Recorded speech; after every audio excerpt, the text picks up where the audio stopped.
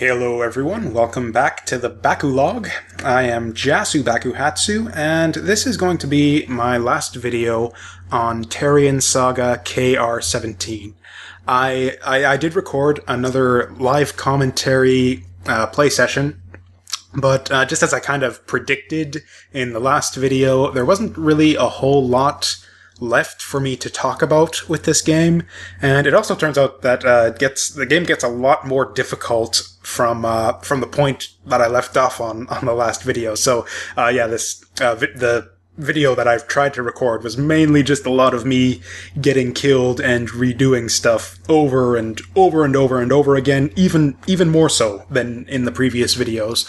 So I just decided to scrap my commentary, but you can see the video I recorded here right now. This is the video that you're watching now. And instead of subjecting you to my terrible live commentary that had nothing of value in it and went nowhere, instead I'm just going to give you my overall final impressions of the game as a whole, just to kind of wrap things up for this Bakulog series.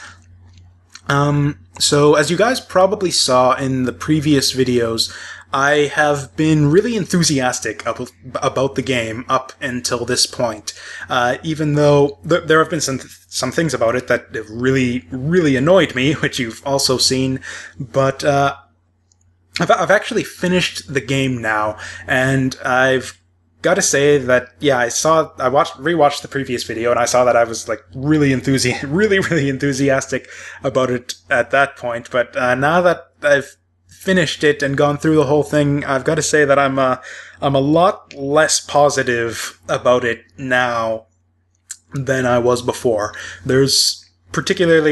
It's a lot to do with just what happens at the end of the game. There's some really tedious and frustrating stuff in the last few levels that just left a really bad last impression on me.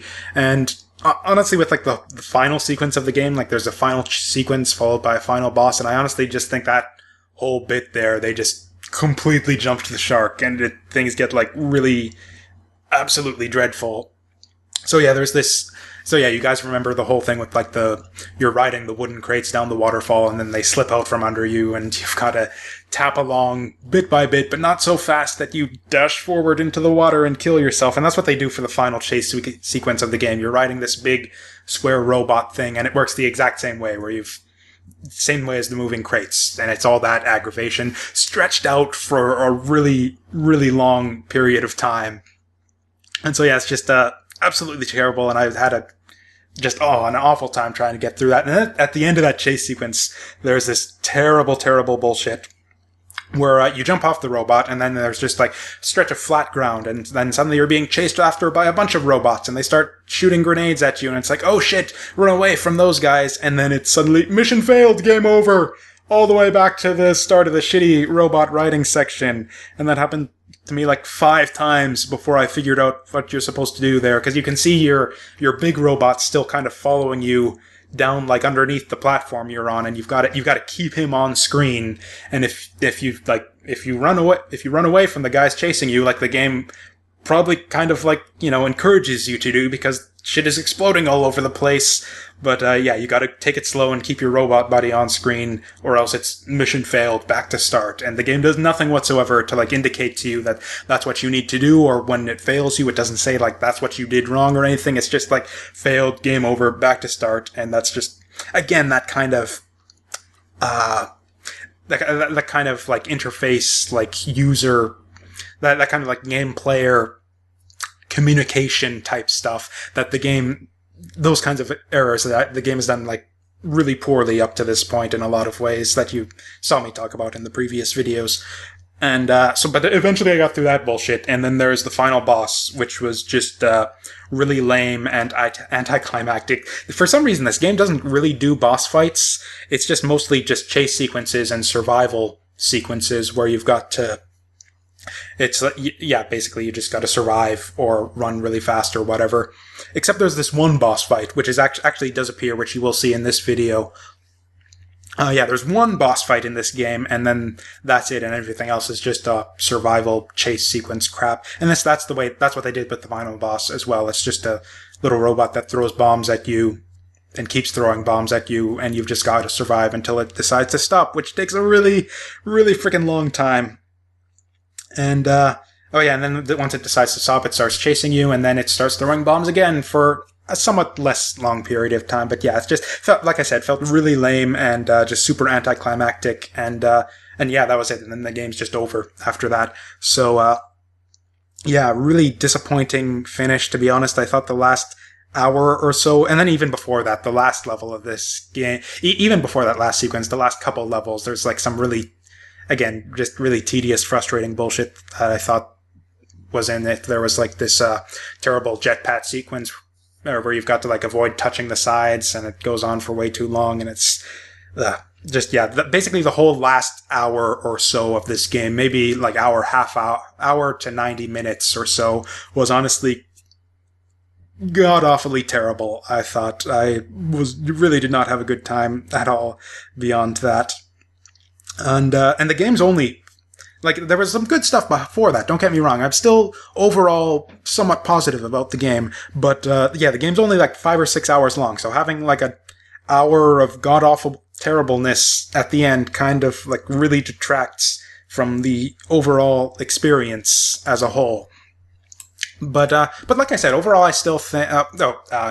Also, there was also a crash bug right before the last part of the final boss. There was a bug that just made the game crash, and I just couldn't finish the game at all until they patched it and fixed it about a week later.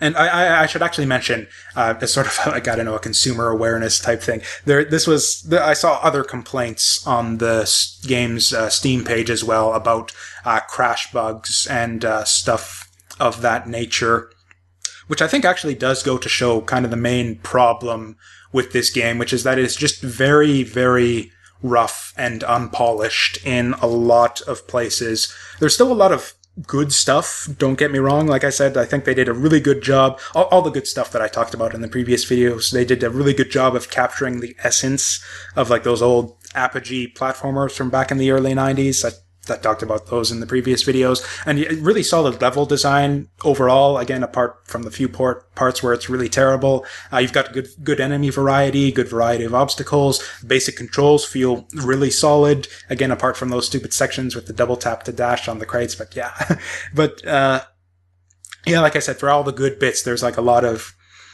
just really obnoxious bull crap, like the foreground background differentiation, sudden difficulty spikes for no reason. It's just, I mean, to be fair, the game does, like, there is an overall ramp up in difficulty. It's just suddenly there'll be like big spikes for no reason, which kind of speaks to just kind of sloppy overall structure, I would say. Yeah, the quality of the graphics is also really inconsistent as well. There are just like isolated instances of like, cutscene graphics are just kind of bad overall, but then there are some parts where they're like really bad. And then there's some level graphics where they just like took a small sprite and blew it up to like massive proportions. So you've got like these gigantic blocky like logos in the background, and just certain bits of the level graphics just looked really terrible. And again, just everything, the graphics and just a lot of stuff about this game feels very, very rough and unpolished on the whole. And of course there's the crap fest at the end of the game that I talked about that to death already. But again, I'm going back to the negative stuff. Overall, I'd say that I still do like this game and recommend it on the whole, but not as highly as you heard me recommended in the previous video. Like I was going on and on about, oh, this game is so great, it's worth double what they're asking for, everybody should buy it, and I feel like a thief for buying it for $1.50. Now at this point, I'd say that, having played the game completely at this point, I'd say that like $5 is about right, considering that even though there's considering how rough and unpolished it is. But yeah, I still recommend it. You should probably check it out if you like this style of game, especially if you're into like the old Apogee style 2D platformers. Like, frankly, if you're into those kinds of games, like your old, your Commander Keens, your Duke Nukem 1 and 2s, your yeah, Biomenaces, those kinds of games. Yeah, you should definitely check this out, because this is, even with all the rough, unpolished stuff, I'd say this game is like strictly better than just about any of those that I recall from my childhood. But with that said, if you've heard all the bad stuff I said about this game, so if you don't think you'd have the if you don't think you'd be willing to look past all that stuff, or to focus on the good over that, or basically, yeah, if you probably have a good idea seeing me sort of struggle through the annoying parts of the game at this point as to whether or not you'd be willing to sort of put up with that and to get to the good stuff. And I actually guess that's all for KR-17. There's, yeah, a lot of good stuff in this game, a fair bit of bad stuff, and some really, really terrible stuff at the finish. But yeah, I beat the game, which means that is what the very first one, scratched off the Bakulog, and only about 200 more to go. So yeah, thanks for watching. And yeah, this is going to be a continuing series. I'm just going to keep going through my little Steam and GOG backlog lists and just go through ticking stuff off. This has been the first one. There'll hopefully be many more to come. Thank you for watching, and I'll see you all next time.